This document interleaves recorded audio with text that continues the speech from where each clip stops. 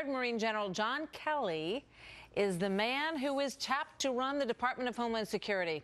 It is a big job, and while there's some major pressure in that post with both immigration, as we just talked about, and also counterterrorism on the line, so is he the right man for the job? Chief Intelligence Correspondent Catherine Herridge joins us live this evening from Washington. Catherine. Martha, in his last job, General Kelly's portfolio included Guantanamo Bay immigration and drug trafficking.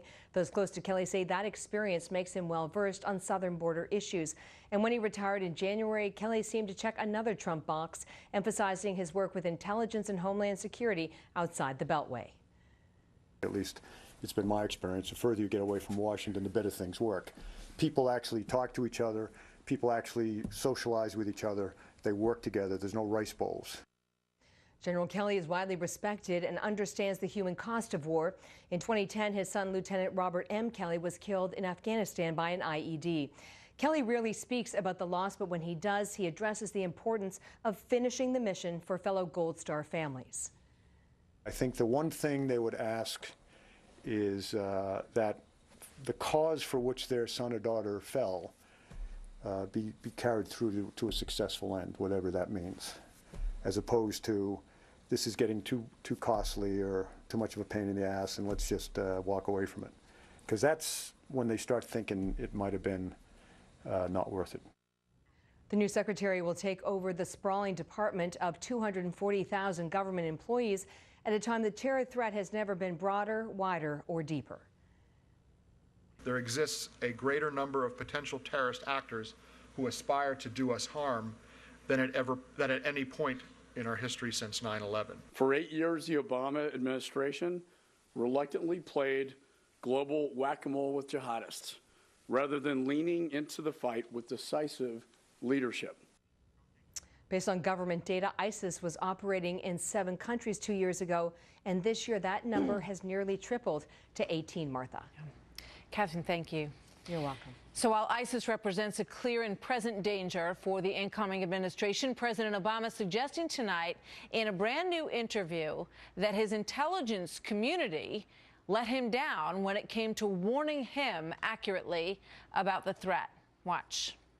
The ability of ISIL to initiate major land offensives, that was not on my intelligence radar screen. Really? Because here's what some of his own intelligence officials were telling Congress in the months and weeks after the first major ISIS victory in Fallujah. Syria has become a huge magnet for extremists, and we're seeing now the appearance of training complexes in Syria to train people to go back to their countries and of course, conduct more terrorist acts. So this is a huge concern to all of us. We are concerned about the use of Syrian territory by the al-Qaeda organization to recruit individuals and develop the capability to be able not just to carry out attacks inside of Syria, but also to use Syria as a launching pad. Its current leader, Abu Bakr al-Baghdadi, is a designated global terrorist under U.S. law and we believe is currently based in Syria. His mission, as clearly stated in his own statements, is to carve out a zone of governing territory from Baghdad through Syria to Lebanon. I mean, the scale of what they are involved in right now, particularly the al-Qaeda element in Iraq, and just the level of destruction that they're having, the level of killing that they're doing inside of that country is terrible. So those were in January and February of 2014, right around the time that the president called ISIS or ISIL the JV team. Carl Higbie is a former Navy SEAL and a Trump supporter. Larry Korb is senior fellow with the Center for American Progress and a former assistant defense secretary. Gentlemen, thank you very much. Good to have all of you here. You know, when you look at it in that context, Carl, why would the president say in an interview that's happening now as he is about to leave office that his intelligence people were not giving him the full picture? It's a fundamental lie. Barack Obama's foreign policy has been a complete disaster. He knows darn well that his intelligence community told him that, and any general that told him that ISIS was going to be a problem, he fired them. That way he wouldn't have to listen to him. And all the people who didn't speak up are the ones that stuck around, that he didn't get rid of. So when he says that he didn't hear about this from the intelligence community, that's malarkey. I know for a fact guys like General Flynn told him that this was going to be an issue. Yeah, I mean, General Flynn, who will be the new head of the National Security Council, was pretty much screaming this from the rafters, Larry, at that point and after, because he felt that he wasn't being listened to. But he wasn't alone at all. There were plenty of intelligence officials who also said they were filing reports that they felt that were being told to sort of to dumb them down a bit because the message wasn't what the White House wanted to hear, Larry. No, I think if you go back and you just played part of General Clapper's testimony, he said in the summer of 2014 that he underestimated how strong they would get in Syria and the collapse of the Iraqi army. President Obama was already had Americans flying missions back there in 2013. And Admiral Rogers, the head of NSA, who's one of the people that Trump is considering to replace General Clapper, he said we underestimated them. That's what Obama was trying to say. People knew they were there, but they underestimated how quickly they would be able to get into Iraq and the Iraqi army would collapse. I think that's exactly what he's saying.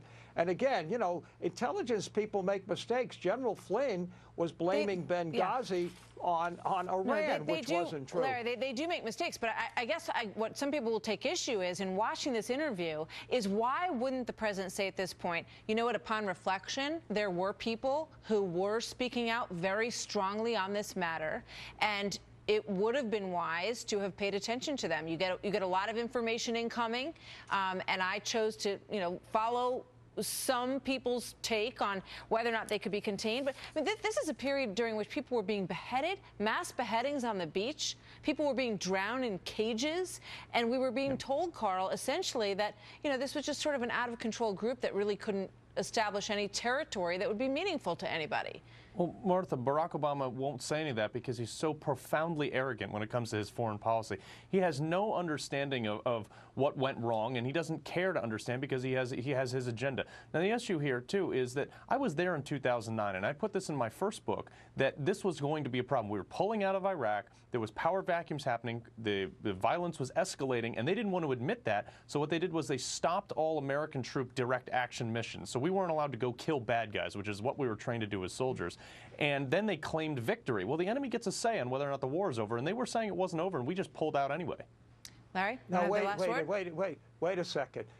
President Bush signed an agreement that said we had to get out by the end of 2011, and we had to, in early 2009, stop our combat missions. This was not Obama who did that, and General Petraeus said. But Obama didn't try to change it.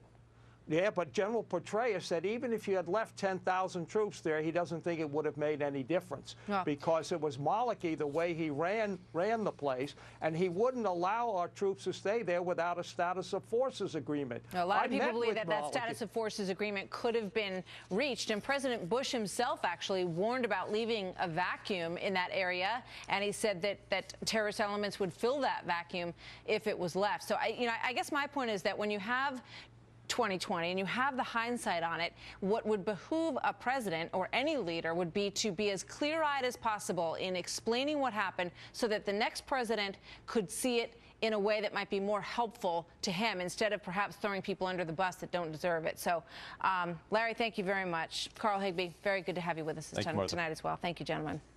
So coming up.